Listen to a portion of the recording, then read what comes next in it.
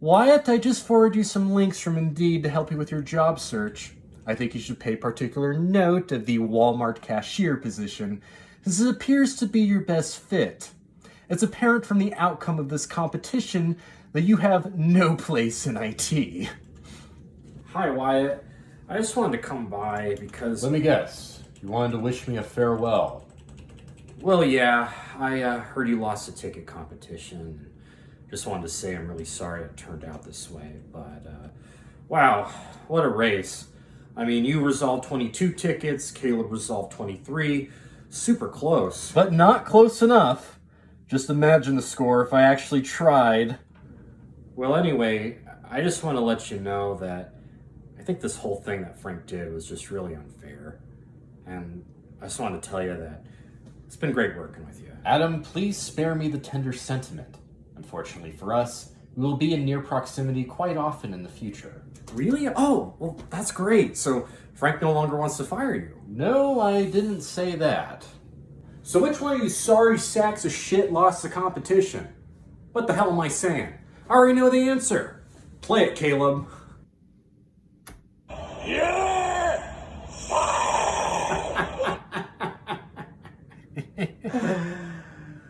Oh boy. All right. Fun's over. Pack up your shit, Wyatt. Everyone else, say bye-bye to Wyatt. Bye-bye. Bye-bye. Bye-bye. Now that is an interesting choice of words coming from you, Frank. I really expected for you to say, Saudi crop. Frank, why is Wyatt butchering Vietnamese? You blithering Neanderthal. Saudi crop is a Thai phrase. It is not Vietnamese. However, if you'd like to know the reason why I spoke Thai, well, I'm sure Frank could explain. I don't have time for this bullshit. Yeah, you do, Frank. You actually have an abundance of time. It's apparent that you understand that I know something that you don't, and if you'd like to know why that is, then I advise you to listen. Wyatt, Frank and I aren't partaking in your little charades. Caleb, shut up. Wyatt, I'll give you 1 minute to speak. Then I want you out of here.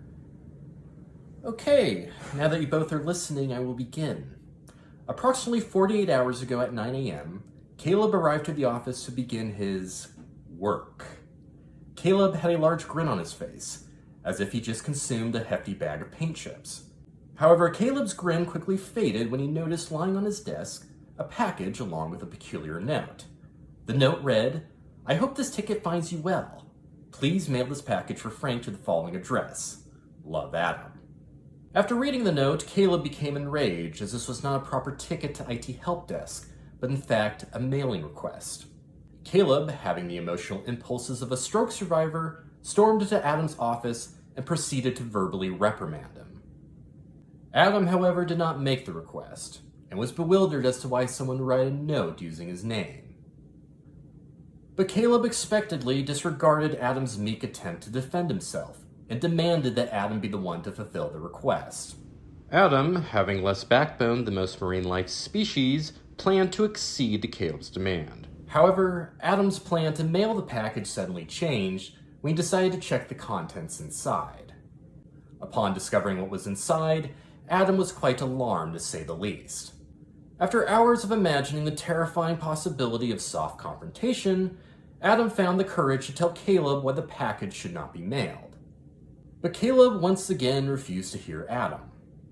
Instead, he snatched the package from Adam's grasp, and in a hormonal fit, Caleb stated that he would mail the package himself. Caleb's decision was very predictable, and equally as predictable were Caleb's motivations.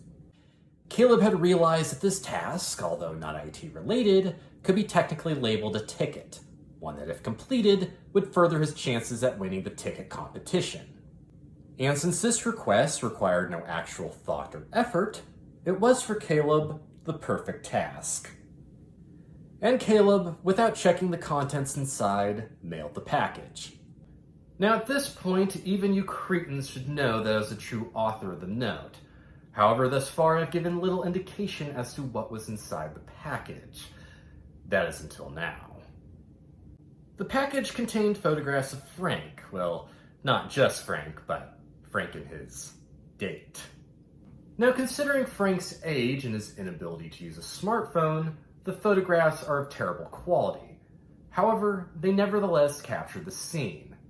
At the time the photographs were taken, Frank was at an establishment in Thailand, which is very interesting, since Frank had purported to the other executives that he is on a business trip in Bismarck, North Dakota. What is also very interesting is that Frank had used company funds to finance this Thai adventure, something that the other executives were also not aware of. Or at least Bob Declan wasn't privy to this information when I spoke with him this morning. Wyatt, why are you doing... This now begs the question, where was that package mailed to? Well, this package was of course delivered this morning to Frank's home address. I actually received an update approximately 43 minutes ago that the package was signed upon receipt by a Mrs. Cheryl Winters. Given the emotional gravity accompanied with discovering that your spouse is a deceitful pervert, I can only assume that Mrs. Winters is reviewing these photographs as we speak. Jesus Christ, Cheryl. Finally, the last order of business, that is the status of the ticket competition. Now, since Frank was the orchestrator of the competition, and considering that Frank is now likely to face both civil and criminal fraud charges, I believe it's safe to assume that this ticket competition is now null and void. However, there is something I'd like to mention that you, Caleb, in particular, may find significant. Despite my meticulousness over the past couple days, I did make one noteworthy mistake. At the time the ticket competition ended and we were to submit our numbers to Frank, I had made a typographical error. I emailed Frank that I completed 22 tickets. That was incorrect. In actuality, I completed 122. But none of this is relevant since our positions at this company remain unchanged, except for Adam, who will likely be receiving a promotion. This conclusion is based off the information I received from Bob Eklund this morning. No way!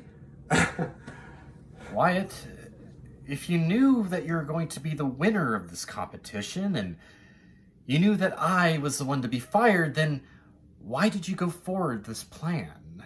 Caleb, throughout my life, people have described me as insufferable, but never once have I been called unfair.